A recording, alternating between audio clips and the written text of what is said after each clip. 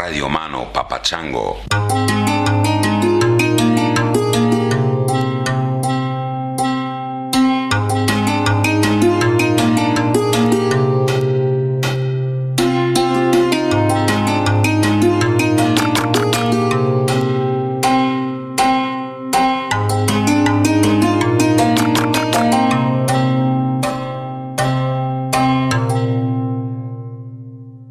Hey, Chris, and fellow Tangentially speaking listeners. My name is Sam. I'm coming to you from a slung hammock. It's about 11 o'clock on a Saturday night. I am right between Kendrick Mountain and Mount Humphreys, right near Flagstaff, Arizona. And I'm laying here, and Chris, I just wanted to say the things that you've written and the words that you speak have done a lot for me, and a very interesting time in my life, let's call it. That's kind of where everybody's at, but given the circumstances of recent history. But regardless, I just wanted to say thank you for what you do, and keep doing what you're doing. Everybody else out there, stay cool. Hello, Chris and fellow tangentialists. This is Josh in Michigan here. I'm calling in with a sort of a COVID PSA for all you travelers out there. I think one thing that unites most of the tangentially speaking listeners is we all like to travel. I've had travel plans put off by COVID for a long time now, and it looks like the restrictions are probably going to come back in some way at least. And other countries definitely have stronger restrictions for getting into the countries and such. So this summer, I decided to try to find interesting places around where I live to kind of get that sense of adventure, but places that I would never have heard of. And that led me down a rabbit hole of finding out my state in Michigan had been basically entirely logged to build Detroit and Chicago and Milwaukee and these other cities. And it was until the CCC replanted the trees, it was basically, an apocalypse. And what I found interesting is that there's probably about 200 acres of old-growth forests spread out across the state, and it's pretty hard to find. So I've been spending my weekends getting lost in the country, driving down dirt roads, trying to find these places. And I also found a place I'd never even knew we had in Michigan, which was Native American petroglyphs. And it's been very fun. It's been a fun adventure in my own local area, and it kind of reminds me that we are already living in a post-apocalyptic world. And there's only the tiniest glimpses of the world that existed before the apocalypse of the conquest. Anyways, much love, and I hope all my listeners, or all other listeners out there, are doing well too. Bye. Thank you, Josh. Thank you, Sam. Hope everything's going well in that hammock. And that's a good lesson. It's true. As shit gets shut down, you can look closer to home. That's one of the reasons I do this van trip every year. It's just, there's so much to see in the U.S. And if you're listening from Canada or Australia or wherever you are, there's amazing stuff all around. So yeah, I don't know. What's that expression? You make a silk purse from a pig's ear or something like that. Yeah, you use what you got, right? And try to turn things to our advantage. And one of the ways of doing that is to focus closer to home. Now, of course, I say that to you from Guatemala, but I mean, in a strange way, that exemplifies what we're talking about. I was planning to be in Spain at this point, but I got the feeling that things were shutting down in Europe, and I needed to be back in the U.S. in early November, and so it's just the numbers didn't make sense flying all the way to Europe. And so that's why I'm in Guatemala. So it is kind of closer to home. It's a lot closer to home. It's a 4-hour flight rather than a 18-hour flight. So that's a lot closer to home if you're on the west coast of the U.S. Anyway, greetings from Antigua Guatemala. Interesting place. Lots of history here. I read a book last time I was here. The only other time I was here was in 1989.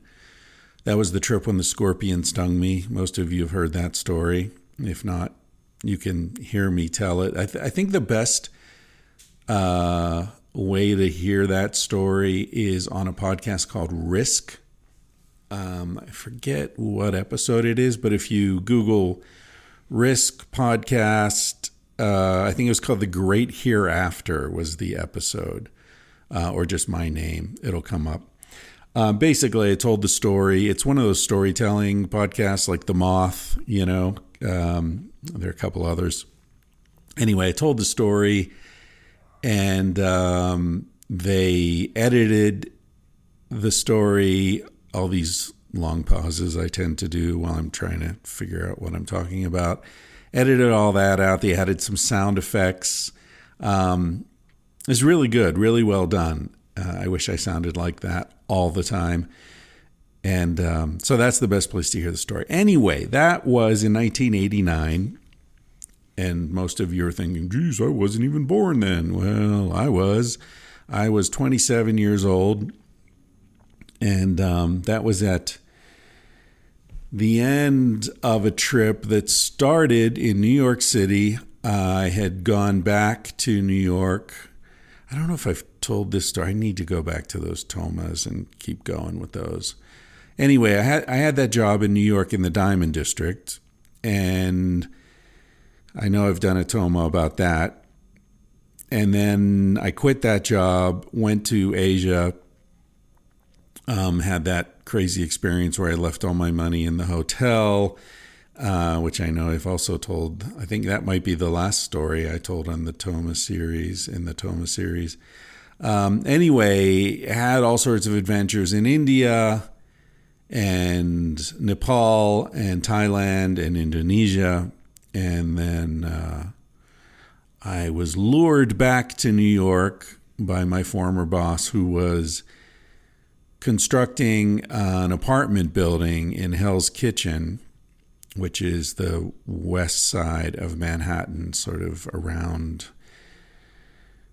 It was a weird neighborhood in those days. It was a very rough neighborhood around Port Authority bus station. And anyway, I went back there. I did that job. It was a very strange job, all sorts of things to tell you about that. But at the end of that, I quit that job as well, super unhappy.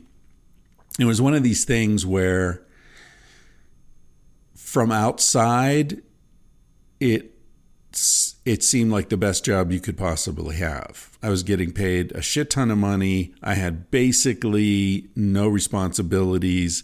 My boss, I didn't even see my boss more than once a week, and that was normally over dinner. There was no one checking up on me. I could just sit around and read or write or do whatever. I just needed to be on the job site, on this construction site. I was his representative. So if the architect had a question, or the contractors had a question, or there was a city inspection or something like that, I was the guy to talk to, and I would just sort of coordinate things. And if there was something I couldn't handle, then I would call the owner. But I was sort of there to filter so he wasn't getting called 10 times a day. And so I had a lot of autonomy. It was awesome. I was miserable. And I'll talk about that when I do the Toma. But anyway, I quit that job, and I decided I was going to travel overland the entire length of Mexico. So I flew to El Paso, Texas, and I walked across the bridge over the Rio Grande to Ciudad Juarez, and thus began my trip through Mexico. Started in Chihuahua. I went down to the Barranca del Cobre, which is like the Grand Canyon. Went to the bottom of that to a place named Bato Pilas. Hung out with these Indians. I was introduced to them by an anthropologist. Oh my God, there's so many stories there. Anyway, why am I telling? Oh, so I did this whole trip through Mexico and got to Guatemala at the end of the trip. And of course, that's when I was stung by the scorpion and got hepatitis and blah, blah, blah, blah. You've heard the story. If not, risk. That's the last time I was here. And I was in Antigua, and I decided I wanted to learn some Spanish, classic dumbass move. Let's learn Spanish at the end of a 9-month trip through Spanish-speaking countries. Good idea, Chris. You wouldn't want to start your trip by learning the language. Anyway, I was in Antigua taking some Spanish classes, and I was reading a book called The Conquest of New Spain by Bernal Diaz. And it's a very interesting book. Bernal Diaz was sort of a low-ranking officer in Cortez's army. So he was there for the whole expedition in 1540 or whatever it was, when they, landed, and a couple hundred guys, some dogs, big, horrible war dogs, and horses. And they had this crazy serendipitous campaign where they ended up bringing down an empire of tens of thousands of soldiers in the entire Aztec empire. Insane. Anyway, one of the great adventures of the world, of human history, and by great I don't mean wonderful, I mean massive. He wrote about it from the perspective of someone who lived it, and not a self-aggrandizing Cortez, right? This is not Christopher Columbus talking about the voyage. This is some dude working on the ship talking about the voyage. And so as I was reading it, it's just an amazing story. And I'm picturing him, back in Spain on his farm. And he says at the beginning of the story, I have nothing to leave my children, no riches. The only thing I have is the story of my life, and that's why I'm doing this. And so I'm picturing him, this old man sitting in Spain, telling the story to some, guy who's transcribing it. And as I remember I finished reading it in a cafe one day here in Antigua. And it was really moving because I'd been in this guy's head for a week or two. And, and I'm in the place where the story takes place, right? I'm in Latin America, and there are the ruins. And he was in the Yucatan mostly, and then into around Mexico City, where Tenochtitlan, the Aztec capital, was. But Antigua was the capital of Central America shortly thereafter. So, a lot of these churches, the ruins of the churches that are around here, were built not long after this took place. So I was feeling very steeped in this thing and picturing him back in Spain. Anyway, I finished the book and I paid my bill, and I was walking back to my guest house, and I walked by one of these ruins that I had walked by many times. And my Spanish was getting a little bit better. And I looked at a plaque on the side of this thing, of the ruin, and I read it in Spanish, and it said, in this place, Bernal Diaz wrote the book, The Conquest of New Spain. I was like, fuck.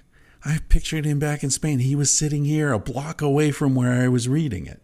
This is where he wrote that book. Strange. A lot of history in this place. A lot of spirits in the air. I was going to tell you a story about what I was doing on 9/11 20 years ago, but I think I'll save that for another time, because I look at the clock here and I've already been talking for 10 minutes, and I guess that's enough. This episode is a really good one. It makes me feel really good to bring this to you. This is a couple, Owen and Christina, who are doing a thing they call the giving experiment. And basically, they're a Canadian couple in their 30s. They've got 5 kids, and you'll hear them tell the story, but the basic outlines of it are that they were raising their kids in Canada, and shit just started to feel wrong. And rather than doing what most of us do when shit feels wrong, stick it out and, find a way to muddle through, they did something that took an amazing amount of courage, which is to say, this feels wrong, we're going to change it. We're going to do something radically different. We're going to take our 5 kids and leave this comfortable life, this externally comfortable life, this life that looks comfortable from outside but feels uncomfortable for some reason on the inside. And we're going to go to Guatemala. And we're going to let our kids see an entirely different kind of life, an entirely different experience of what life is and what death is. We're going to rent a little house with a leaking roof by the side of a lake under a volcano, and we're going to try to make a go of it. So that's what they did, and that's where I met them. Totally serendipitously. In fact, Anya and I were running in the rain to go to this restaurant and ran past this couple. I'm wearing a rain hat, raincoat, mask over my face, glasses. Run by this couple, and the guy says, "Hey, are you Chris?" And I'm like, how the fuck would you know I'm Chris? You can't even see me. You can't hear me. It's not my voice. It's not my face. Turns out I was wearing these orange pants, and he had seen those pants on my Instagram feed the day before and didn't know who I was. A friend of his listens to the podcast, Solange. Shout out to Solange. And she said, "Hey, you should meet this guy. They're having a get together at this bar." And anyway, you'll hear the story. He recognized me by my pants. So we stopped. We talked a little bit. While it was pouring rain, we found a little place, little shelter, talked for a few minutes. And then I looked the two of them up on Instagram and saw what they were doing, read some of their blog, and was like, these people are awesome. They're brave. I mean, just having 5 kids, that's already way past any kind of courage quotient that I've got. And then taking those kids on the road and saying, you know what? We're not going to give up our lives. You hear this all the time. If you have kids, your life is no longer yours, right? It's your kid's life now. You have to give everything to your kids. You have to make all your decisions. And in some ways, they're doing that. In a lot of ways, they came to Guatemala because they want their kids to have authentic experiences that they didn't feel that they were having in Canada. But also, it was for them, because when you're a parent, if you're a wise parent, you recognize that you need to be happy. You need to be fulfilled. And if you sacrifice your fulfillment for your children, you're really not doing them any favors. That's as close to parental advice as I will get, being a non-parent. I know how obnoxious that is. Anyway, enough of that. This song coming up is also special. Somebody sent me a link just yesterday on Instagram. This guy said, "Hey, this woman lives in a van. She's awesome. I think you'd like this song."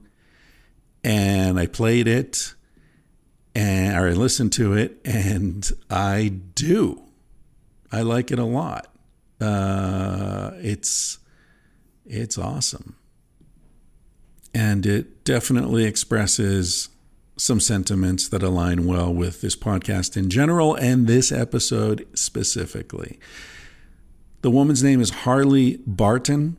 The song is called Rapunzel. You all know the story about Rapunzel. But listen to I'll just read a little bit of the lyric. It's really beautiful. And Harley wrote the song and performs it. She wanted to see the world with her own eyes and the flesh of her mind. She wanted to see art come to life on her skin, in her ears, in her life. It might still be dark outside and you're not awake to the ideas inside my heart trying to break. She wanted to change the world with her thoughts, her voice, and her dreams. She wanted to change the rules so life's finally fair. It might still be dark outside and you're not awake to the ideas inside my heart trying to break. Away, suffocate from staying in one place. The crown lost and found is in my hands now. I run from my tower ready to breathe. I might be naive, but I think that I'm finally free. It goes on from there. Beautiful, beautiful song. This is Harley Barton. Apparently she lives in a van. You can check her out. She's on Instagram, HarleyBarton. Her music is available on Bandcamp. Name your price. In other words, she's just offering it to anyone who wants it. She's 20. Very young. My God, Harley.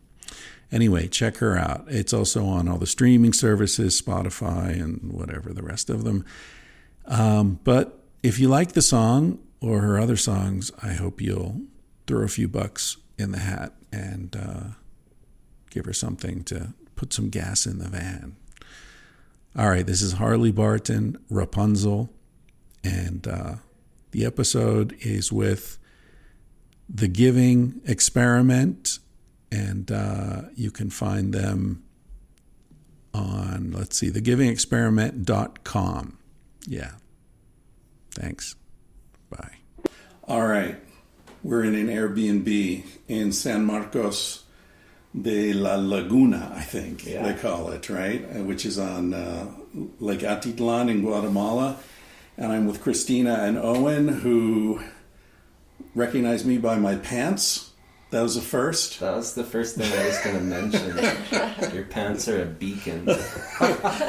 You notice I haven't taken them off. I tend to travel pretty light, so I have two pairs of pants. You wear the first one till you cannot possibly wear them any longer, and then you reluctantly move on to your second pair. That's perfect. Yeah. It's funny. Anya and I took a boat over to San Pedro, which is another village on the lake, and we're running through the rain, and we passed this couple on the street in the rain, and Owen turns around and says, "Wait, are you Chris?" I was like, "How the fuck do you recognize me? I've got on a raincoat, a mask, because of the COVID mask, a hat, like I'm as incognito as I could possibly be, and the pants are what gave me away." That was the only thing. I actually probably wouldn't have recognized you if it was just your face. Exactly. That's right. Yeah. That's funny.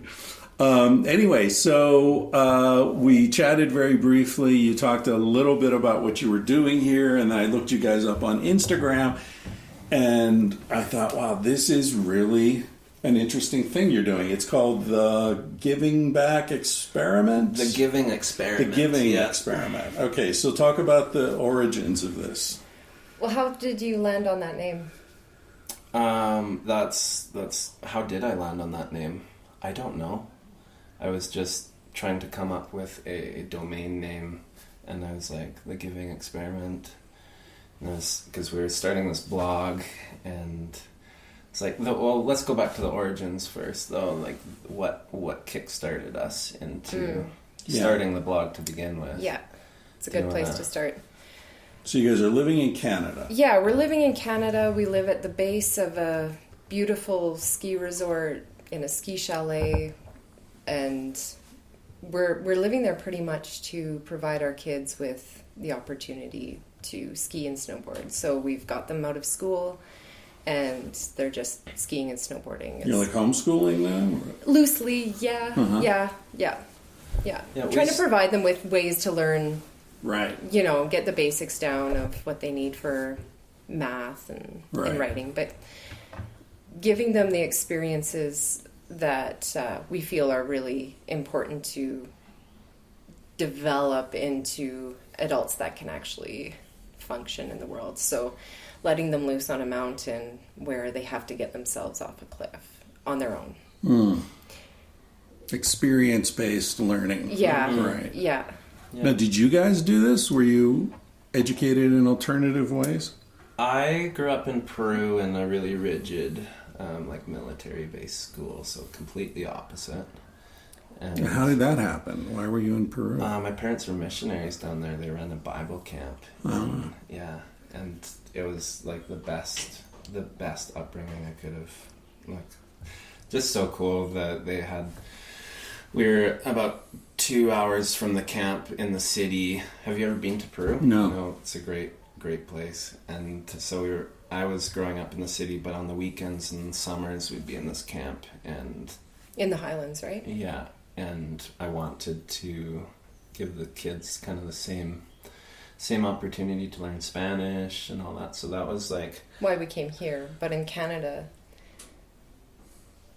well, yeah, you grew up in Peru. I grew up in the far north of Canada. So I had some similar, I would say, cultural experiences to Owen's upbringing, but in a really different setting. In the Northwest Territories? Yeah, so not my whole childhood, but very formative years of living up in, it's called Baker Lake. It's actually the center of Canada. And it's about 200 kilometers south of the Arctic Circle. And it was just fly in, fly out. But it really broke down any sort of barriers of what safety should be growing up. Right. mm-hmm. Where the line Interesting, between yeah. life and death was a lot thinner. Right. You saw a lot of death. Yeah. And And a lot of like hunting and yeah. So people would hunt the caribou, and then they Right. would put it upside down in front of their house and just go and take off a piece as they needed it. because it's frozen. Yeah. Right. Yeah. Yeah. Interesting. So these very similar but extremely different settings, which I think really helped us understand each other as adults and just how we wanted to raise kids. That's The fascinating. scarcity, I think, is the common denominator between and seeing poverty and kind of that. And trauma. Yeah. Yeah. a fair amount of trauma. Yeah. Yeah. Yeah. So, When you say trauma, it's not clear to me whether you're thinking of that as a positive or a negative. Yeah, I think you can remove the positive or negative from it and just look at it as trauma. Right. Yeah. it's like it is what it It is what it is. Like, I think we've talked about that kind of thing a lot, just what it means to have these really difficult circumstances without, I mean, when we met you, Chrissy was like, there's a lot of crap here, like, we're in it, and we've moved to be in it, but we talked about that later, because I was like, oh, that sounded really negative. I wasn't coming down on her, but I was like, that we just discussed the conversation. Well, we want to be inspiring people. And the first thing I answer you is, oh, there's a lot of shit. But I don't see it as a bad thing. It's just reality that case in point, our son's adopted a street dog, and we go into the room this morning and it's vomited all over the floor. And Yeah. it's like, it is what it is. It's messy. Right. Yeah. Yeah. But we want to be, I think you pointed out right away that the reality of it is that it's not hidden away here. It's like out in the open, and there's something very real about just having everything exposed. Like we walk by our neighbors, and we see their living area is all outside except for maybe 1 or 2 little rooms out of 10, right? And it's just like, we say hi to them every time we walk by, and they're in their kitchen or they're doing stuff, and it's really private stuff that we would consider private in Canada, and but it's just, there's this refreshed sense of community, and that's what we wanted for our kids to be exposed to.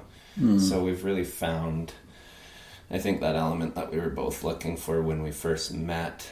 Was like, I wanted to go back to South America. Chrissy was just in the middle. I woke up on her couch in Rossland, and we had just met the day before, and she was Sounds like packing a up. successful first date. Yeah, it was not a date. Her dad introduced us, and we were just like, I think I was actually.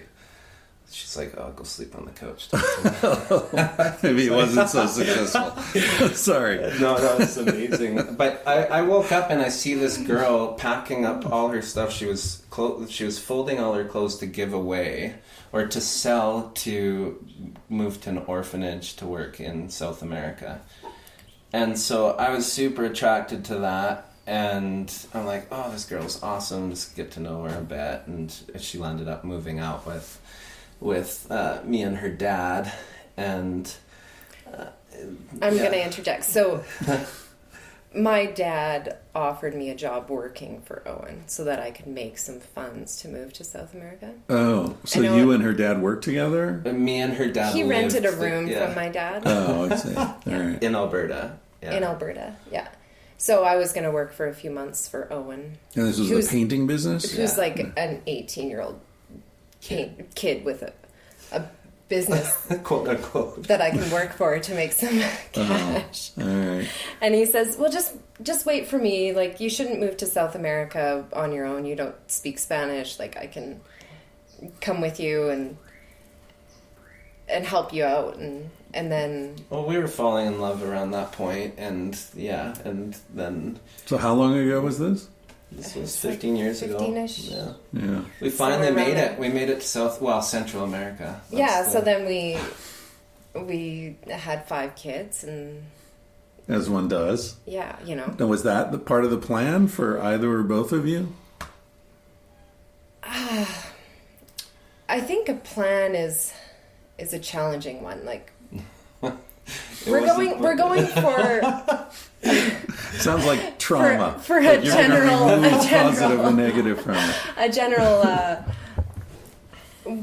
plan is I mean, you don't have Use 5 that word kids by loosely. accident, unless you're Irish Catholic. No, I'll just back up. When we met and got married, we eloped in Victoria and then went on this amazing honeymoon trip across Canada with a Mexican living in our van with us. and a wiener dog. And a wiener dog. So we just like And van is a Mazda MPV. Like, it's a car van. It's Yes. the smallest. So wait, version. how do you end up with a Mexican and a wiener dog on your honeymoon? we eloped. We were working in this coffee shop. We both worked a shift the morning of our wedding in this coffee shop, and the guy that worked across in this taco restaurant called La Fiesta, we would get a free We trade meal, him some of those little tater tot things for Mexi fries for coffee, and we just formed this friendship. And then we're like, hey, we're going on a trip. Do you want to see more of Canada? And he's like, yeah, I do. And so it was like, can you imagine being him? This like just this. Doesn't this speak local, English. Doesn't He's speak just like English. I don't speak even know Spanish, if he's so working gotta- legally. Like, he's just here trying to make some cash. Yeah. Working at a taco joint, and we're like, how Darn it. crazy would that be for him to like see the whole country? Right. Like, what an opportunity. Oh, we just had he was such a great friend too. Like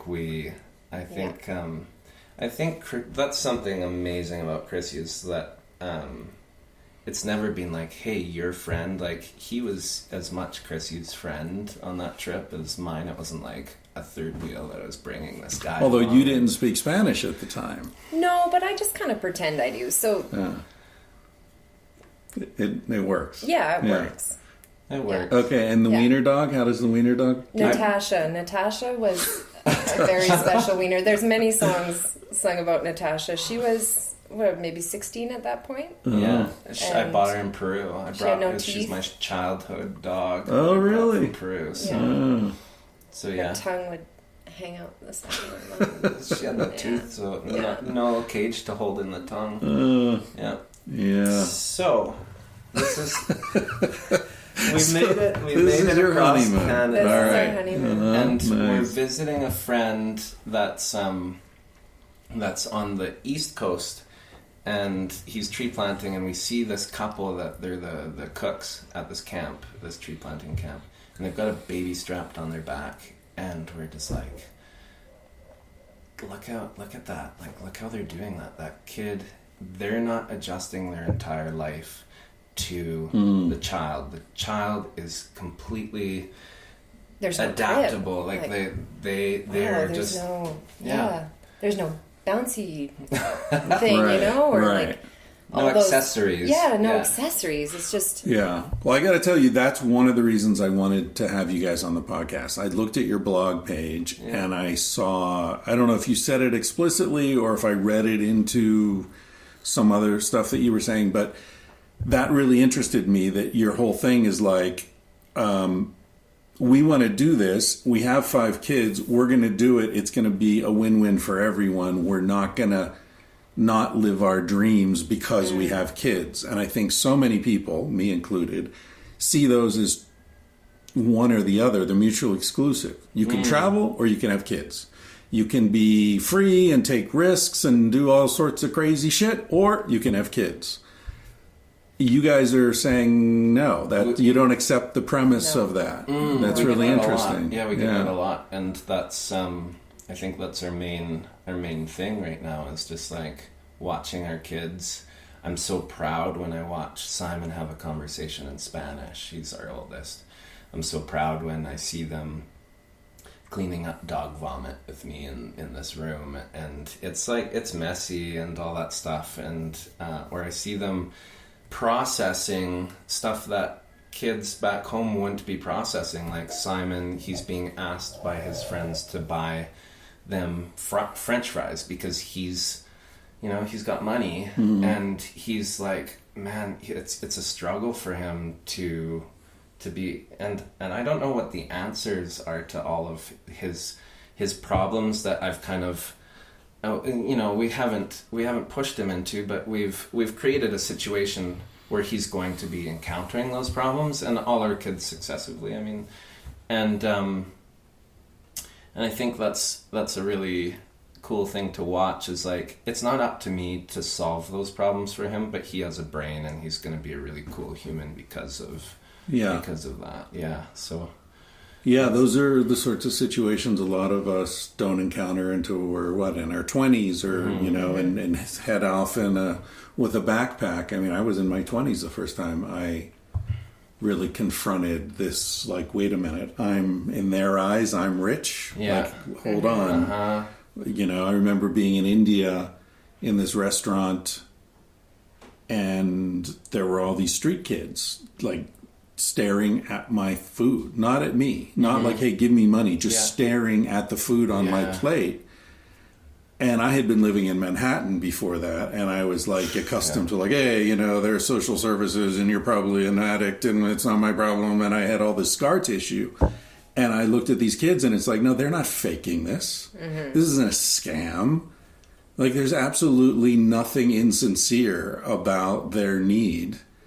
And suddenly I'm a multimillionaire and I feel helpless, and it was all like, and then I bought a bunch of samosas and took them out on the street, and like they were gone in 30 seconds, and then there were 50 people around me, like with their hands out looking, and it's like, whoa, how do I, and I it's so complicated. Still don't think I've worked it out. yeah.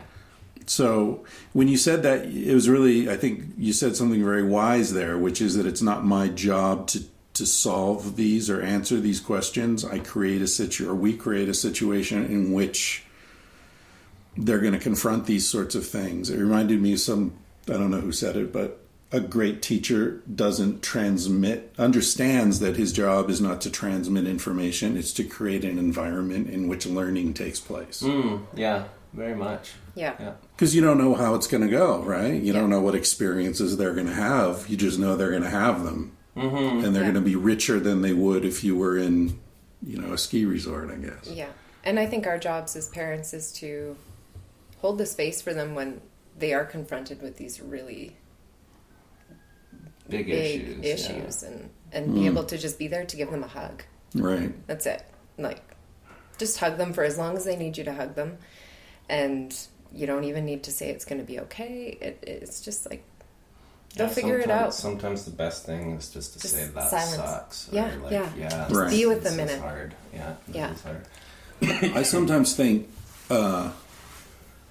I'm almost 60, and I've said on the podcast before, like, most of the people listening to this podcast are closer to your age or younger than you, and they're looking for answers.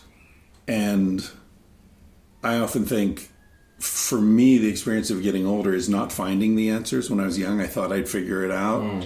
It's a process of learning that there are some questions that just aren't answerable, and you accept that, and you just move on. So I wonder if that's something that your kids are going to be seeing at a much younger age than other kids do, who are raised to think there is an answer to every question. Yeah. Right? There's an answer, and there needs to be someone held responsible. Right. Someone's fault. Yeah. Something I learned early on so we had the two boys first, and seeing them fight, it was like, who do I get mad at? And it was like, oh, wait a second.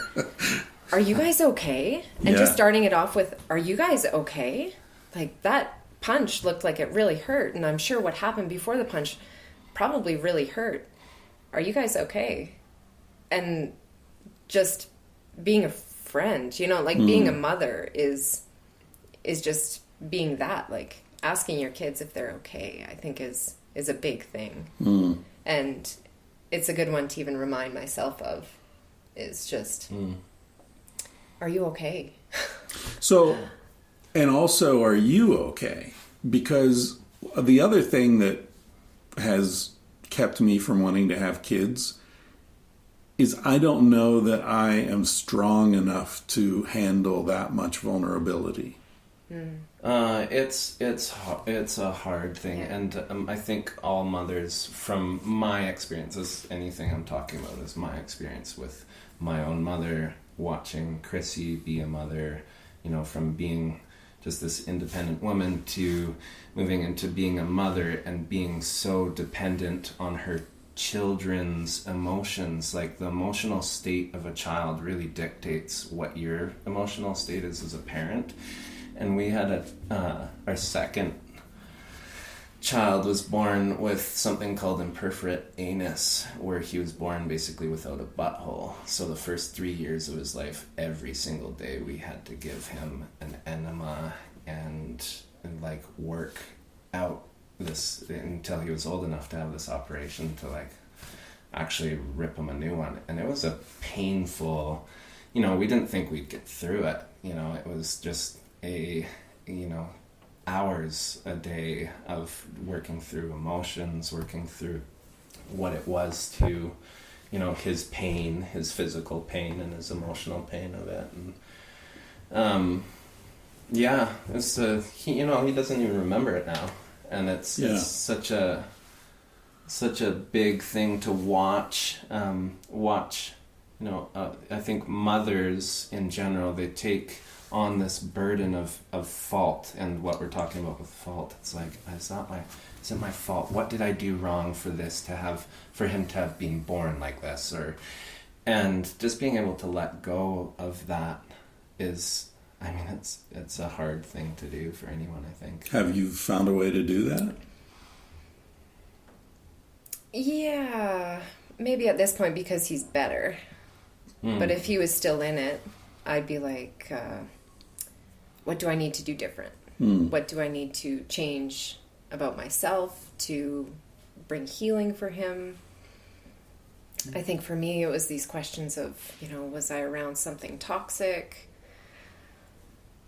Was I not eating properly? What? And it created curiosity for me. I think there is the level of guilt that was involved, where it's like, I brought this child into the world and I couldn't do it properly. I couldn't grow it properly. But then there's also the curiosity of like, well, how did it happen? I'm so curious, like what creates a birth defect to begin with. But I think I'm fine with it now.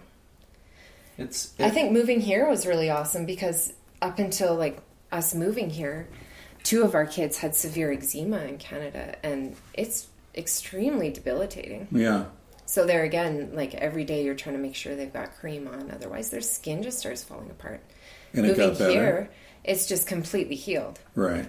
So what do you attribute that to? I think the moisture here. Yeah. The sun, the moisture, just the different environment altogether, yeah. But it's not any cleaner here, that's for sure. Yeah. We're like... Well, clean... Yeah. Clean is like trauma, right? I mean, it feels like a theme here. Like these concepts aren't what we're told they are. Trauma's not always bad. Clean's not always good, right? I'm sure you're familiar with the hygiene hypothesis. That we're actually suffering from our cleanliness, and trying to sterilize things is killing life, good life, as well as potentially harmful. Yeah. Yeah, well, I mean, what I was thinking about the whole, like, you know, the parental vulnerabilities, you've moved your kids. I mean, some people listening to this would say, well, you know, you guys have brought your kids to a place where they're even more vulnerable in some ways. And so you're even more likely to suffer that unique pain of seeing your kid be sick, or, you know, dealing with emotional things that are unfamiliar and shocking and maybe too much for little kids in some ways. But you guys seem to be, fearless isn't the word, but courageous in making the decision not to. I mean, you're the opposite of helicopter parents in that sense, right? What are you, submarine parents? I mean, what's the... They're free roam. They are free range kids. There's no doubt about it. Like people were terrified that we were like. There was a lot of people. I shouldn't say everybody, but there was a lot of people and relatives, and that's like Guatemala. You know, they Google Guatemala, and it's like, oh my gosh, kids are gonna get kidnapped. All the bad stuff that could happen, and it's like, our kids walk up the street to downtown San Juan, and that's why we picked where we live. It's a tiny little, you know, it's small, and everybody knows everybody. I think there's only around 7,000 people there, and they go downtown and alone, like they walk. The 11-year-old, 8-year-old, and 5-year-old will walk downtown together, and they're these 3 little white kids, and they fly their kites, and they play with the other kids. They've integrated into the community. Kids will ride by on their bikes and say, your kid is over there. Yeah. Tuk-tuk drivers will drive by and say, your kid's over here. We'll go by a store and they'll say, where's your kid? Like, ¿Dónde está Simon? It's like, cool. Everybody's looking out. Yeah. It's kind of the way it's always been until recently. Yeah. Mm-hmm. So that's what we wanted. We found a place where we feel it's not that we've removed them from or exposed them to more danger. Like, we wouldn't have stayed in the Guatemala City. We just went to Guatemala City, and we were extremely uncomfortable. And we're like, let's not do that again. Couldn't be there for 2 minutes in the park without somebody pulling on the kid's arm saying, I want to take a picture of your kid, or asking for something. And with 5, it's like, oh my gosh, we are on like high alert. So we've found somewhere calm and towny, and it could appear unsafe, but really I think we've designed this lifestyle for our kids. Though it appears unsafe to some people, it's actually a lot safer than what we considered it to be in Canada. Right. That the option in Canada, because a lot of people were closing themselves off in their houses, was for our kids to be on devices. And I don't think that's safe for their development. Right. That this is safer. Yeah. Unfamiliar dangers get magnified just because they're unfamiliar. Yeah. You know, snakes and scorpions, oh my God. Yeah, I get that in my work all the time. Like, I've done a lot of research about prehistory, and my books are all sort of comparing prehistory to now in many ways. And you get this all the time. You'll have people say things like, oh, you know, I wouldn't have wanted to live in prehistory because I don't even know how to start a campfire. And, you know, there are predators everywhere. And it's like, dude, if you lived in prehistory, you would know how to start a campfire, right? It's like saying, I don't want to live in China. I don't speak Chinese. Like, dude, if you lived there, you'd speak Chinese. Like, it's just the unfamiliar appears so threatening because it's darkness, it's the night. Ooh. Yeah. And a lot of what we get about this is a dramatized version from the television of some caveman with some like sound in the night where they're trying to start a fire with sticks. Yeah. And there's nothing to eat. Everyone was always starving. Yeah. Like, I don't think so. And people, like, everything about life was either killing something or having sex. Like, mating and killing. This is it. This is all that happened. Yeah. Well, it's a hunting trip, basically. With sex added in. We talk about, on the blog, we talk about a lot about programming and like why anybody would think that this is like as extreme as they do, because we're just like, it's definitely a step in a different direction, but we never felt like a lot of people would say, "Oh my gosh, I can't! You're so ballsy to do this. Or you've got guts, man." And I was like, "This is the only way for me. Like, it's really the only option in my mind for my kids. The more ballsy would be to stay at home. In terms of like more resistance. Yeah, like I was. Yeah, it was just time to go for us, and we definitely we should get back on that a little bit, just how we landed up here, I guess, is like we were running the painting business in Rossland, and it was just 5 kids. Childcare is completely astronomical. I was spending so much time He's working just to pay for childcare and sports equipment for our kids. And to rent live the is dream, like... right? You're still doing the painting thing? Yeah. Right. So it was just too much, and I mean, we were not at our best in our marriage. Like, we just, we do so well when we're spending time together, and we're like such good friends. Saturday is our date day. That's when we met you guys. We just keep Saturday. This is sacred day of like, we find childcare, and it's just our day to be friends. And we did not have the opportunity for that back home. And so it just came to the point, I was like, we're losing a lot of money right now with the business and what we're doing. Like, why don't we try to do something that we both really like? And I mean, if we lose money doing that, then at least we're going to enjoy it. Was there a particular thing that happened that triggered that conversation? Yeah, so we did There's a few things. And sorry, I want to add this in because we didn't talk about this. That job that you did where our whole family was working together Christmas Eve. We just made it to the grocery store in time to buy some Christmas dinner. And the lady that you did the job for was so beyond rude. Just over the top rude. I didn't finish at least in time. you got a Christmas dinner. I was stuck in a hotel. Or I ate pasta in my unpainted kitchen. Yeah, something while like you were that. eating turkey. And I'm just like, oh, okay. So well, we had our kids like vacuuming and working together. Child Oh, labor. it was nuts. Yeah, it was crazy. So we were just like, that was just working. I was pregnant. I was so mad. I was like, I'm so mad right now. Like, yeah, it was just not a good situation. So there was that was a catalyst. That was a big catalyst, but it took a year from there. And then around the same time, right before Christmas, you were doing another job, and the lady called you up like on Christmas holidays and said, I'm just a bit concerned that one of your employees was doing drugs in my house because there's a little bit of blood on the ceiling. And what kind of drug would that be? I don't know. It landed up being some rust from a tool or something, but it was just like just these ridiculous things, problems. you know. Yeah. And you're just like, why don't we do something where we feel like we're actually helping people?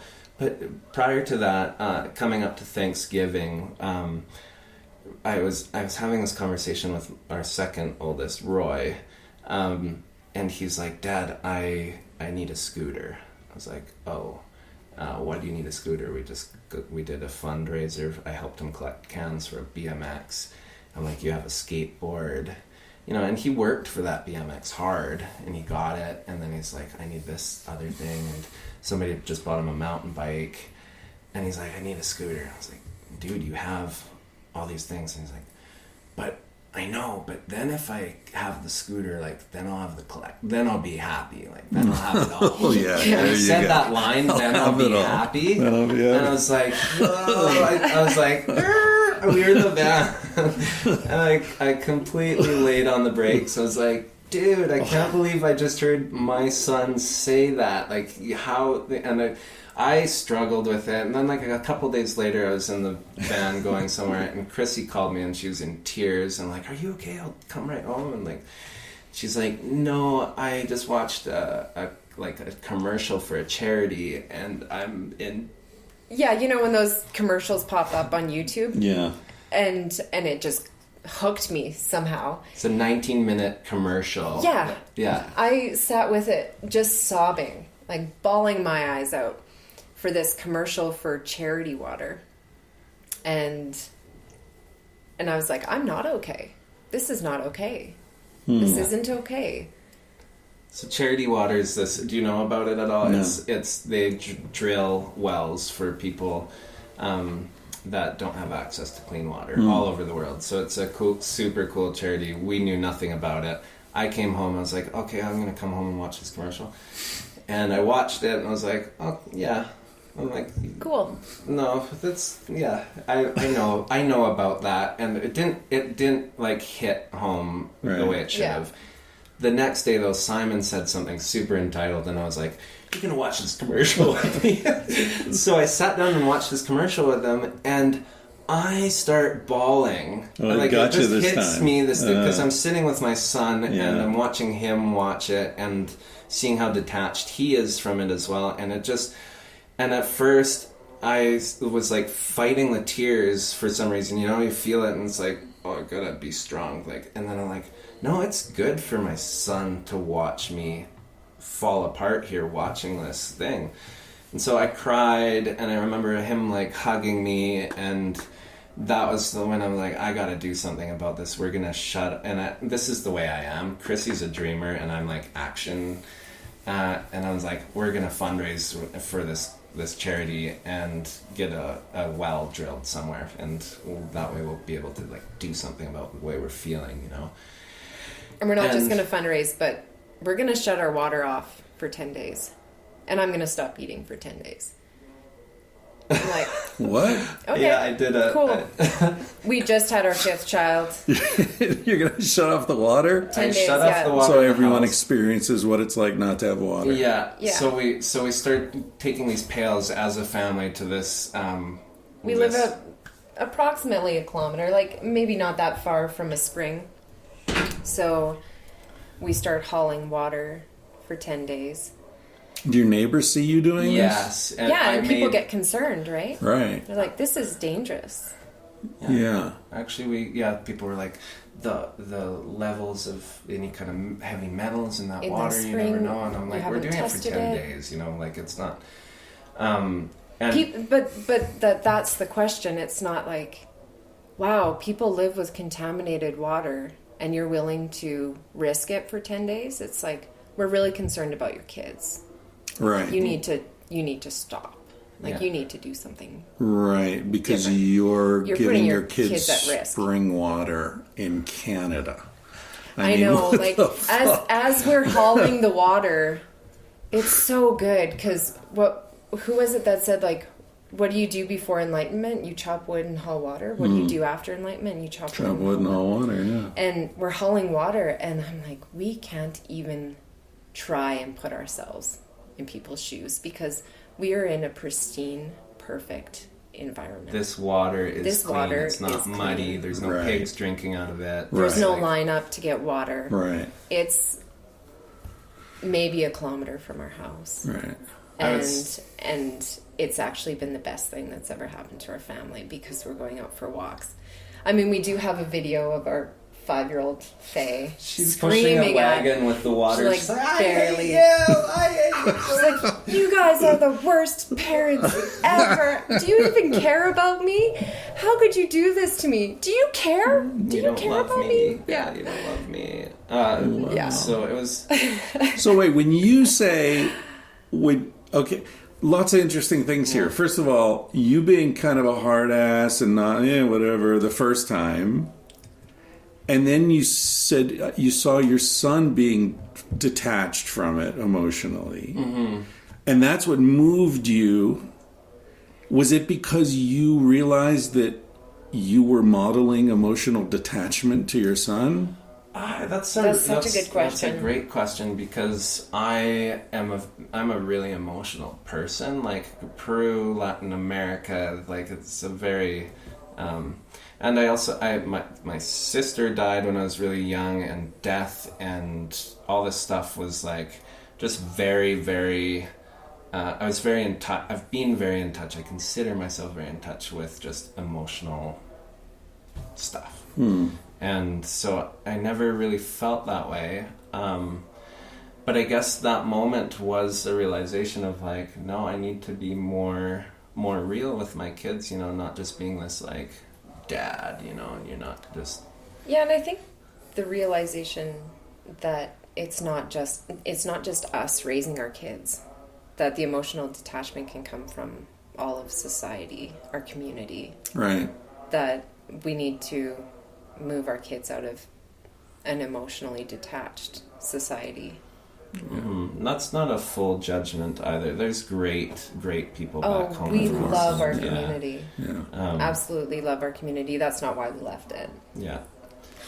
Yeah, but it's true that different societies encourage different kinds of approaches to life. Canadians are really cold. Yeah. Yeah.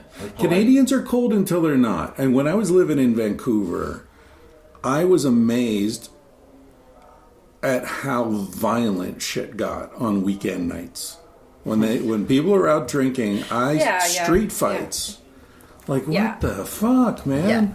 Like, people coming out of bars and hockey. Like, what is up with hockey? And it's like, it's this weird kind of like everything's cool until tipping point, and then all hell breaks loose. Yeah. Oh, I think that's the state of the world right now, though. Like, it's just like everyone's ready to snap. Everybody's cool until they're not, and until some really essential comforts are taken away. And back to the water thing, when we shut off our water and we're doing that, we notice like, well, we had to control our laundry because we're like, okay, each of you kids, you get two pairs of pants and 2 shirts, and then we're going to wash them in a bucket in our, like, when we... but seeing how on the edge we were of, just our comforts were so limited. There was like this new... Help me out here. It's just this new... like everybody's ready to snap at any point because these comforts are taken away. And there's like a margin for error that's removed. Yeah, like so you felt that in the family dynamic. Yeah, right. Like, and I was on edge because I wasn't eating too, so that was I just wanted to be as extreme. We wanted to raise $10,000. We needed to break something though in us. Like we felt like we needed to do something extreme enough to shift something for us. Mm-hmm. I'm going to just make a quick announcement. There's somebody with a bullhorn out there. I don't know how loud it is for you guys, but I'm hearing it in the headphones. I hope it's not distracting people. But if you're listening to this and you're hearing some voice in the background that's coming through the podcast, it's not in your world. I'm always, like, sometimes a siren will go by, and I imagine someone driving down the road listening to the podcast, and they think there's an ambulance behind them, and... All right. One time I was on a podcast, I think it was with Rogan, and we started joking about SIRI, the Apple thing. Yeah. And we were saying it, and and then people wrote in like, dude, you messed up my phone. Everything started going crazy when you guys were talking about that. You get this weird consciousness. Yeah. You have this shift, Owen, from yeah, whatever. Okay, I'm trying to relate to this commercial because my wife was affected by it, but I'm not really feeling it. Then you're there with your son. You're feeling it because you're seeing it through his eyes and maybe realizing something that's transmitting through you to him that you're not happy about. Then you decide, go the other direction. We're going to like turn off the water and I'm going to fast for 10 days. Mm-hmm. When you heard this, Christina, did you think this fucking guy's crazy? Or did you think that's why I love this guy? Or neither. Like, I'm down? No, it was pretty neutral. It was like, we've been married for what, like, how long by then? 5 kids. I was just kind of like, okay. Sure, like, honey. I'm not going to eat like, for 10 days. Just like, okay. No, like, there was no, like, and everybody else, I'm like, and then I'm hearing everybody else's reaction to me saying that. It's like, no, are you crazy? Like, and you're going to be hauling water. And you know what? It's, for anybody listening, it's not that extreme. Like, once you get into it, it's actually really good for you to take these. I got right into reading about fasting and all this cellular regeneration that happens and all this great apoptosis stuff. Yeah, it is really good for you. Yeah, and so what was that like though? The first day or two must have sucked. Okay, so the first 3 days were crazy. This is my favorite part to tell. On day 7, when I haven't had a bowel movement in 4 or 5 days, day 7, I'm driving down the road. I'm going to work actually. And you're still working. Yeah, I was still working. Actually, work was the best thing for me through that because I was able to take my mind off of the way I was, my belly was feeling. But I just feel, I'm like driving and I feel this little toot coming down the pipe and I go to fart and I just crap my pants. I'm like, what? Where'd that come from? How I haven't eaten in 7 days, and it's just like, and it's whatever like toxins, all that water. Because I'm drinking so much water during the day too. No juice, just water. No water. It was strictly water. Spring water. Yeah. Straight from the bucket. So detoxifying. Yeah. And I'm just like, oh my goodness. And so I turn around, go home. I've got no water. And wash your shitty pants. Uh-huh. Oh. And he's got no other like, clothes. It was real. I had to go. I was in the vehicle, so I cheated where I had to drive. I drove to the spring, grabbed the water. Oh yeah, because he was like, "We're gonna walk to haul water." Yeah. Oh, you can't take the truck. No, right. Very purist. I wanted to relate to the people that actually. That was the whole exercise. Was like, we gotta. And you're thinking, I'm never showing him another fucking commercial. Oh yeah, it's like finally, we need to break through something here because I just feel so stuck in something that I don't want to be a part of. Yeah. Have you felt that? Like, was that something you felt at other times in your life? Oh yeah. Have you always felt it? I think it goes back to living in Baker Lake. That experience as a child, I think, kind of set me up for always feeling, you're in this culture, society, but you don't really feel completely part of it. And there's something in you that really wants to break free from it. And maybe that could just be something of my generation as well. I don't know if it's just a me thing or a generational thing where I don't like it. I don't like the way North American culture is. I don't like the way global culture is right now. This consumer-based happiness, like where it's like, oh, going back to what my son said, like then I'll be happy. It's like, oh, you are fully depending on that rush of buying something new to be happy for a little while, and then it fades, and then it's where's the next you're on the wheel. Yeah. Mm-hmm. Yeah. So we finished that.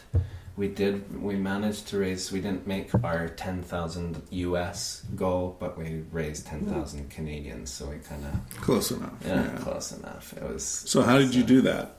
raising that money? It was just through a campaign through Charity Water. People donate directly to your campaign, but it goes directly to Charity And Water. was this part of the campaign? Like, hey, we've turned off our water for 10. Was it 10 days? Yeah, it's just. And I'm not eating. And yeah, it was a social media, like, this is what we're doing. like a walkathon or something. Yeah. So.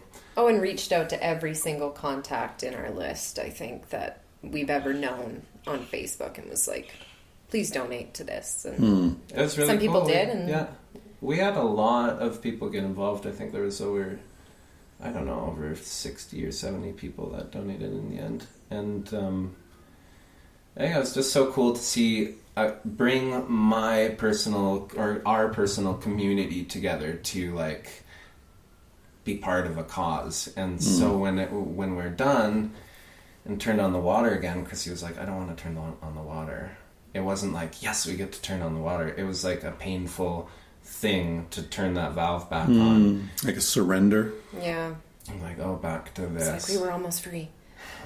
I felt that when Anya and I were talking about that the other night. We live in this place called Topanga, or we did at the time. And the big Malibu fires were happening, and we were evacuated. We didn't know each other at the time, but both of us had the same feeling, which was 10 days, we don't know if our house is still there. And when it turned out that both our houses were still there, both of us were disappointed. You know, it's like, shit, I was kind of looking forward to not having that stuff. Yeah. You know, clean slate. Yeah. Totally. And what am I really losing? I'm losing a bunch of clothes I don't Being wear. set free. Yeah. Yeah. And I felt the same thing. I got robbed. I've been robbed a few times over the years traveling, and every time it ended up being a really good thing. Mm-hmm. I mean, the whole reason I lived in Spain 20 years was because I got robbed in Barcelona, and I had to wait to get a new passport. And while I was waiting for the new passport, somebody offered me a job. And I looked up this dude I had met in Mexico years earlier, and he showed me around, and we went hiking in the Pyrenees, and we became friends. And he was like, hey, you know, you should hang out. I know this, you can stay at my friend's house. 20 years later, I'm still living there. My whole life pivoted because that guy stole my fucking bag while I was on the Ramblas the first night in Barcelona in 1989. Good thing, bad thing, eh? This just happened to us, something similar on our way back from Antigua. We're taking the chicken buses with our kids, and we lose 2 bags on the chicken bus. Our shoes, like 6 pairs of shoes, and our laundry. Yeah. And we're on the bus, and we're both just sitting there like this for a few minutes, knowing that we have like probably 5 more minutes to be mad about it, and then it's like, no, we've got to show an example to our kids of, you know, this is the best thing that ever happened to us. Yeah. And it's so cool because our oldest knows that. Oh, well, I told our 5-year-old, I'm like, your shoes are gone. She's like, yes. Never liked those shoes. Exactly. That's what she said. She's Really? like, I didn't like those shoes anyway. That's hilarious. So she's been set free. That's great. And our kids, Simon's like, let's just say a prayer, guys. Just a blessing for whoever gets those things. That it would be a really good thing for them. I'm like, that's awesome. That's awesome. That it's your perception. This is kind of what we said about COVID with our family, is we're going to choose for this to be the best thing that ever happened to us. And we're going to design our lives around that. So if the business is slowing down because of COVID, we're gonna pivot. Work with that, we're gonna work with that and turn it into the best thing that ever happened to us. So, which brings us back to the decision to leave Canada, right? Yeah. So, you're having these bad experiences at work. You're working your ass off for people who aren't appreciating the effort. Yeah. The money isn't working. You're like sliding downhill while you're trying to climb uphill.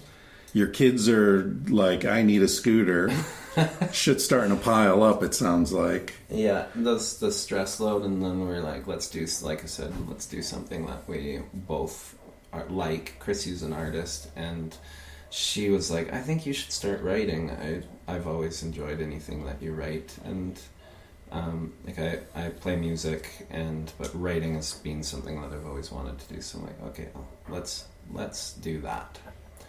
And so I started making this website and putting our art up on it, and then I start writing, and that was just the start of.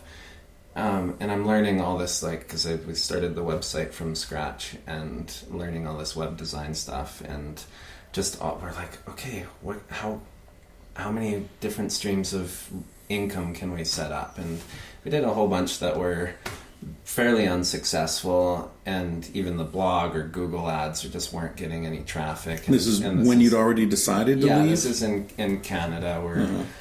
but at the same time, it's like, oh, we're only a couple months in. This takes time, and this is... so we're just like, we're just going to go. And, we had... people would say, oh, you're so lucky to be able to do this. And it's like, well, we have 5 kids and like a couple grand to our name. And we're just going to go. And just going to, like... I remember someone saying to me, well, it's nice that you guys have a savings that you can... White privilege. Yeah, right. And I'm like, oh, what's a savings? People That's see a novel that as, idea. Again, people see that as irresponsible. Like, wow, you moved your family without like a bunch of money in the bank, and it's like, no, that's kind of, I think, with the giving experiment, we're like starting this, these kids clubs and cleaning up trash, and that's what it's evolved into. And there's this idea that you have to have everything figured out before you start doing anything like that. It's like, oh, I'll start helping the world when I have 100 grand in the bank or $1 million. Then it's like, if you don't give a percentage when you have $10, you're not going to give a percentage when you have $1 million. In fact, you're much less likely the more you've accumulated to give any of it away. Totally. There's tons of research showing that. Yeah, that's interesting. Yeah. So we're just like, let's just do this. Let's just jump in and go with it. And so we got here and we didn't know what we were going to do. We're just like, we're going to volunteer. And then we saw the trash, and we started working with these 2 sisters. They were helping us with childcare, and we started talking to them about plastics, and they got really excited, and we formed a committee, and this Kids for a Better San Juan group has been born out of it, where we provide a meal for the kids when they come, and we go and pick up plastic off the beach and then do like art crafts with it and stuff. Did I read that ultimately you want to make like plastic bricks for building material? Yeah, that is the goal. We just set up the GoFundMe for the recycling plant. So that's like the end goal of just like growing those groups. And, we collect all this plastic, but we don't have anything to do with it yet. So the goal is to start dumping all this plastic that we get with these groups at the end, so it doesn't just go to the landfill. And start building sweet, colorful houses out of garbage. Oh, there's just so much you can do with plastic. There was one of the days when we went to this beach near our house, and then we went back the following week, and as I was picking up plastic, these questions, start flowing through your mind, and one of them was, are we too late? Like, are we too late? Is there just too much? That's the question everyone's asking, I think, on the whole planet. It paralyzes people. It's like, oh, we're just too late. It's kind of like the bookend of what you were saying. On the one side, people think, I can't do anything until I prepare everything and anticipate every problem. And then you get to the other end where it's like, it's too late. I missed it. Why bother? Yeah. Yeah. Totally. Yeah. Yeah, that's a great observation. Like people feel that way in their personal lives. Like, I'll travel when I'm older. And then you get older and you say, I should have traveled when I was younger. My knees are sore. Yeah. Yeah, so this question is, it's debilitating. It's, are we too late? And then these other questions, it's like, but what if this is the best thing that ever happened to us? And what if all this plastic is just this most amazing resource? Like, what if we change our mind about plastic and we stop thinking of it as this problem and we start thinking of it as an opportunity? And then I'm looking around, I'm like, whoa, we've just been gifted. You know, I've thought about it as a curse for so long from, you know, just what we get to inherit for our children. And I think that's why it's so important to be bringing children out, because this is their inheritance. This is what they get. And looking at it as something positive. That, look, guys, we've been given this gift just right here in front of us. Like the sand on the beach, it's there with it. Let's harvest it. Yeah. Let's harvest it. And let's make something with it. Maybe we don't need to cut down trees so much anymore. Maybe we can use this plastic that's going to be around for however, you know, a really long time. It doesn't break down very quickly. It's a really good building material. Right. And when you mix it with cement, you can turn it into roads, and they last better than the cement roads. And there's something really beautiful that can be done here. And so I'm starting to get more and more excited, and it's like, what if this is the best thing that ever happened to us? I think it could be, potentially. You guys are really good at that, at reframing, right? Looking at something and saying, okay, look at it from this perspective. It looks totally different in a way that's much more useful psychologically or practically. You have to. Yeah. Because, you know, I thought, you know, like, what if we're too late? What if the world is just going to come to an end? And then I'm like, oh, crap. You know, that would be the easy way out. What if it's not? And in another year from now, we're still looking at this plastic here. And in another year. What's that line? I think it's Confucius or something, that the best time to have planted a tree is 20 years ago, and the second best time is now. Yeah. Yeah. What if the world isn't coming to an end? What if all those movies that Hollywood put out were wrong? That the big waves aren't going to crash in on us? Well, I guess we better get to work, guys.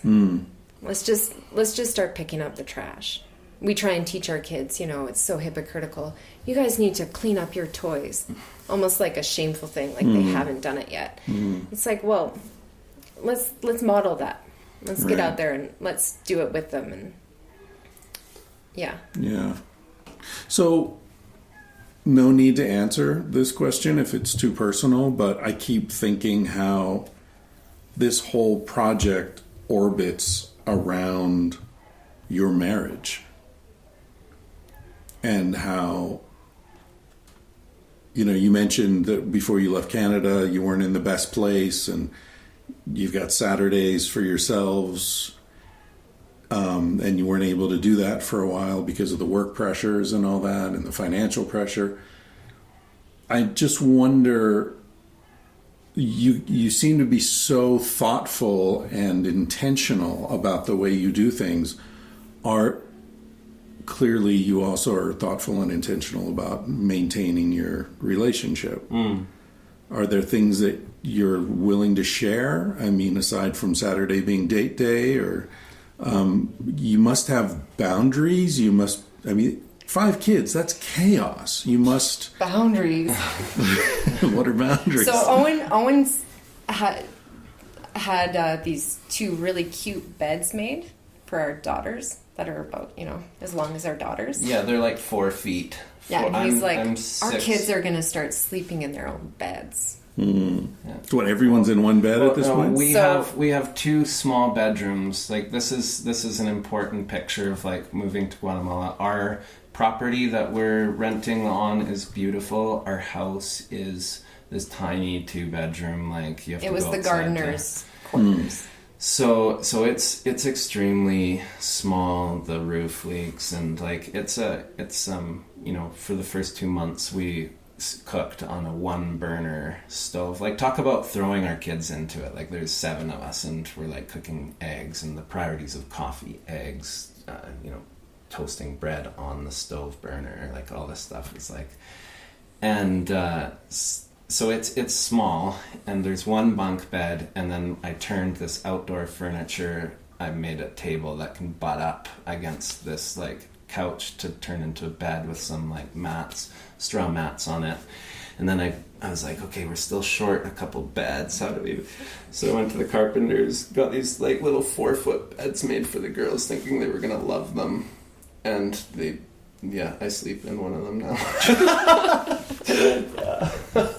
That's the. You sleep in a 4-foot bed? I sleep in a 4-foot bed. It's just how the progression of all of that was like. With one or two of our kids. Yeah, it's tiny, and it just lands up being. It's just the way like all the kids land up gravitating towards mom. She's the cornerstone of the just. Goes back to.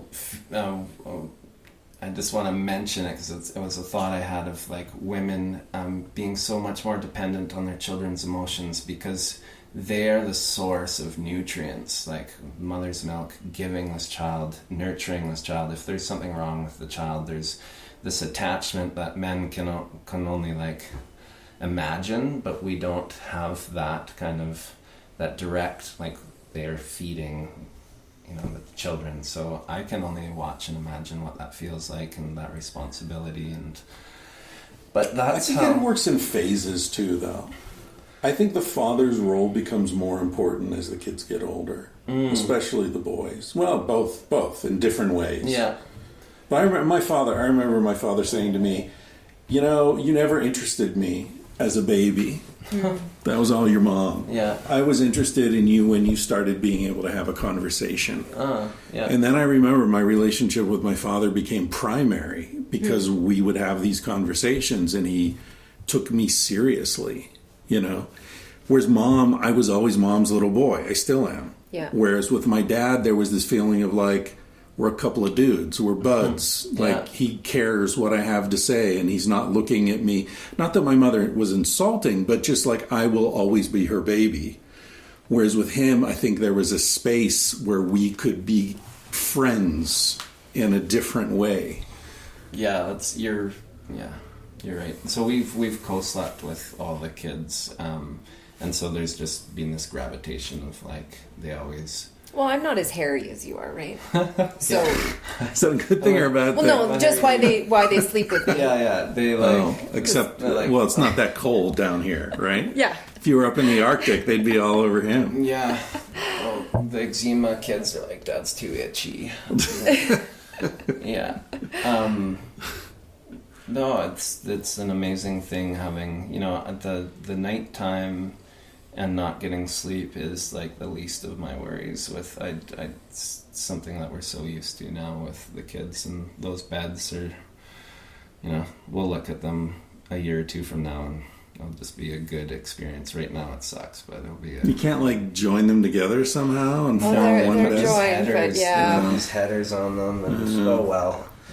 How are you guys financing this? You come down here with a couple $1,000. You're just like... So right now we're totally dependent on like individual donations. We have a plan of setting up as a non-government NGO, but we want to do the year to see how it goes and make sure we're. But so we can't. I sent off like a ton of emails to like Toyota Canada, and I had all these ideas of, and they're like, obviously if we're not tax benefit, right? So it's a big no from everybody. Everybody's super into what we're doing. I've had a couple emails back and forth to different companies that are like, well, yeah, we're super supportive, but we can't type thing. So it's just individuals at this point. And I'm building a very cheap but well planned out tree house to Airbnb to finance it in the future. Right. So that I was telling you a bit about it earlier. Right. That's part of the plan to like make it self-sustainable. But for the moment, we're just reaching out to people we know, and that's the way we're running it. There's a donation link on the website. And what's the website? thegivingexperiment.com.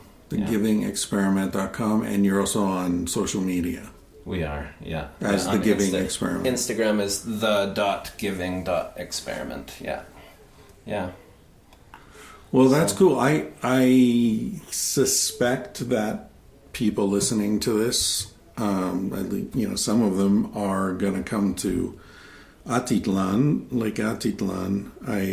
In the last episode, I mentioned the place that we were staying at before, which was an Airbnb, and the guy wrote to me last night and said, I've already had 3 or 4 people book the place from the podcast. So they're coming to Atitlan, so hopefully those people will come and see you guys and see what you're doing, and other people who can't make the trip will throw a few bucks your way and jump in and be a part of it. Yeah, definitely. It's always like we were talking about hesitation that stops us from doing things that we want to do. One of them that I keep running into is you want to sort of give some money to somebody or to some organization, but you don't know if you're getting ripped off, right? You always hear about these, the CEO is skimming 40% off the top, or, some bullshit. So I really like having people on the podcast who are at ground level. So if somebody wants to help, they know they're helping you, and that I sat in a room with you and, totally vetted you, and you're not scam artists hanging out in San Juan trying to rip off the podcast audience world. Yeah, no, it's real. We're here, and we're it's just a fun. It's a fun project that is as simple as it gets right now. We pick up garbage, like that's it, and there's a vision for it, and feed the kids. Yeah. That's a huge element. That when we started the committee, the cook out in the committee was like, you guys don't even know how big this is. Most kids only get 1 meal a day here, and that you guys are putting an extra meal on for these parents of these kids is a huge deal. And you see the poverty, but it doesn't really sink in how the lack of nutrition and all of that. So we're really excited to be part of. We don't do a whole lot on it other than the fundraising. These girls that are running it, they're hands-on. They're calling the shots and saying where we go clean up and what we do. We install a garbage can too. That's been a little bit of a fail because they keep getting broken, but we'll figure those kinks out. Yeah. The garbage cans get broken? Yeah, I think dogs get into them. We've got them chained up, so I think the dogs kind of knock them over. Yeah. Huh. But we're figuring it out. We don't have it figured out. That's the fun thing to admit to people. Is like that's the beauty of an experiment. Yeah. Yeah, and being on an adventure together. I'm getting back to the whole marriage relationship thing. I know it's stressful as hell, but there's also something. You're both obviously romantics at heart. Chrissy's like, let it be noted they looked at each other strangely. Maybe you are. I think him growing up in Peru and more of a Latin culture, me growing up in the far north in a very cold culture. Yeah, Chrissy's cold. I think the first time he bought me flowers, I was like, "What are you doing?" Yeah, but also think about the story you told earlier. You watch the commercial, you cry. He's like, "Action! Let's do something about this." Yeah. You're obviously a really good team. Yeah. There's no doubt about that. Yeah. Our friendship is something that we have always guarded and put first, and even when we were on the ski hill, like finding days to just go out together. It wasn't happening often, but those date days or date hours or 20 minutes or whatever, that's a secret to reconnect in spite of. It's like, don't talk about bills. Let's not talk about, like the kids, needs or anything. Let's just get to know each other again and laugh and talk about some light stuff. And I think those problems are always going to be there. It's important to be able to shift them to the back burner and just a nice saucy pot there in the front once in a while. Yeah.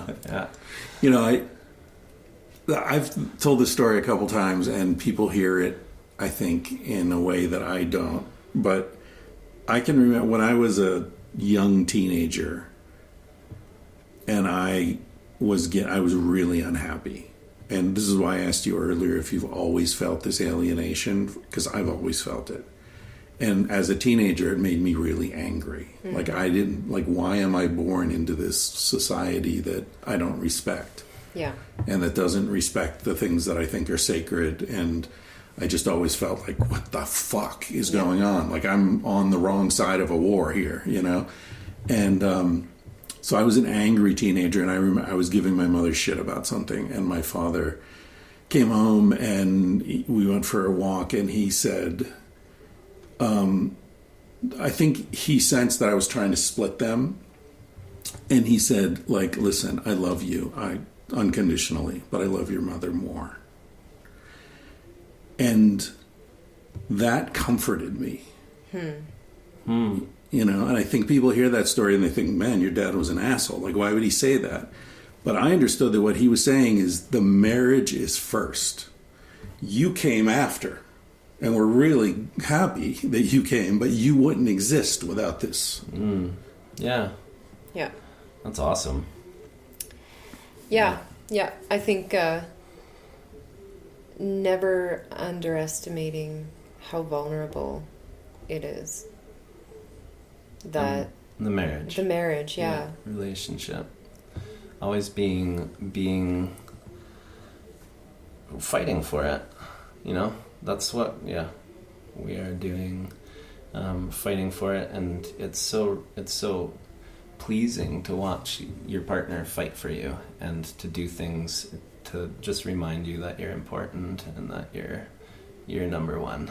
And yeah, like you're saying, that's cool. Yeah, and you're also introducing what most people would consider to be stressors. You're inviting stress. You've already got all this stress, right? 5 kids, financial issues.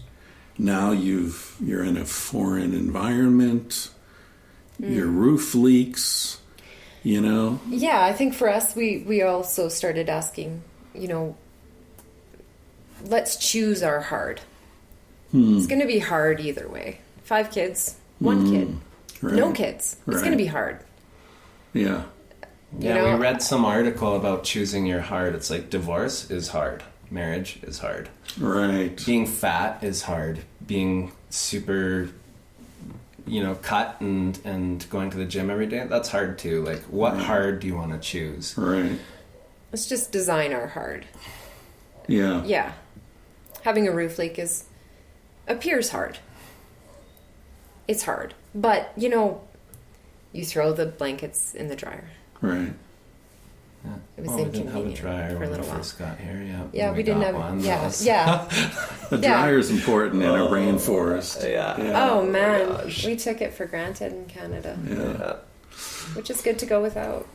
Well, listen, you two, thank you so much for this. This is really inspirational. Thank you for having us. Yeah. Yeah. No, we're trying to tell everybody about what we're doing. We go on those little boats and we're like, the giving experiment, and just having anybody, like having you say, let's do a podcast, it's like, yes, this is awesome. So thank you for the exposure, and yeah, we're stoked to meet you as well. Yeah. Cool. Well, I hope people send you hundreds of thousands of Canadian dollars. Amazing. Yeah. All right, thegivingexperiment.com is the blog. You can find everything about these guys there, including photos of their beautiful kids. Some really great photos on there. And one shout out to a listener of yours, Solange, who told me about you, and that's how I knew about your orange pants. Because I looked you up on Instagram and I saw your orange pants. Oh man, For did we some tell reason- like the full story about how we had just gotten off the boat and we were going to Oh, get changed no, you didn't tell that. to Tell flip that a story. coin as to whether we were going to meet you or not? Right, because we were having that get-together Saturday Yeah, night. yeah. Right. Yeah. And you guys don't listen to the podcast. You haven't read the books. You had no idea who I was until Nothing. Solange was like, oh, this guy, whatever. Yeah, this guy, you've gotta go. It would be cool. She said it'd be cool if you went just for me, just that to tell me that you met him. And I was like, okay, I'll. And then I saw that it was the very next day, and I was like, oh, I'm not gonna go. it's like today that's date day. I'm not going. Oh, right. And so we're on the boat, and like Solange told me about this guy yesterday, and Chris is like, well, maybe you should go flip a coin. We do that a lot with our decisions. A lot of our big decisions are based on a coin. Oh, really? Then we don't have anyone to blame if it goes south. Like, if it's a 50-50 thing, it's like, okay, let's flip that coin. And So there's good relationship advice right there. Have a coin on you at all times. Right. Yeah. So you didn't have a coin. But we didn't. Though. So maybe you don't need one on you. You couldn't just do like rock, paper, scissors or something? We do that a lot too. Yeah. We do that for diaper changing, actually. Yeah. Right on. Yeah. Saw your orange pants. We were about to get changed to like figure out whether we were going, and I passed your orange pants and like, Chris. There it is. Destiny. Well, that's why I actually wore these pants to visit a friend of mine, Jake Johansson, and he was like, and he kept whispering to his wife, and she would like look at my pants and nod, and I would say that, and it was like, "What do you guys talking about my pants?" He's like, "Wow, I just really like those pants." It's like, "You want my pants? You actually want?" He's like, "Yeah, he wants." So I gave him my pants. Luckily, I had some sweatpants in the car, and I went out and was like, "All right, here are my damn pants. Wash them." Oh, that's amazing. Yeah. So I want to be known as a guy who'll give you the pants right off his ass. You know? That's awesome. Yeah. All right, thegivingproject.com. The Giving Experiment. People call it the project a lot. Givingexperiment.com. Thegivingexperiment.com. I hope you enjoyed that episode of Tangentially Speaking. If you did, if this podcast brings value to your life, I hope you'll consider supporting it financially, either through my website, tangentiallyspeaking.com, where you can make a one-time donation or sign up for a monthly subscription as low as $5 a month, which gets you access to all the ebooks and video Roma that I record pretty much every month if people ask me questions, and other bonus materials. And also keep in mind that this is one of the only podcasts that you listen to, I would bet, that doesn't have commercials almost all the time. Very rarely do I use commercials. And I never just accept commercials from a commercial broker or someone. I get emails all the time, people saying, "Oh, let me monetize your podcast." No, thanks. So if you enjoy this podcast, if it brings value to you, I hope you'll consider supporting it financially.